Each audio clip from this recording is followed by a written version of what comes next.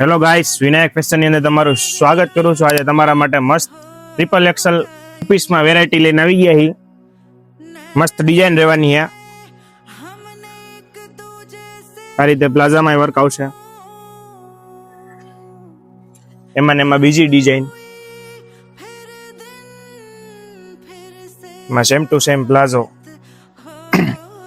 તો પોકેટ વાળી આવશે। મસ્ત પોકેટ રહેવાના, બેઠું વર્ક આવશે।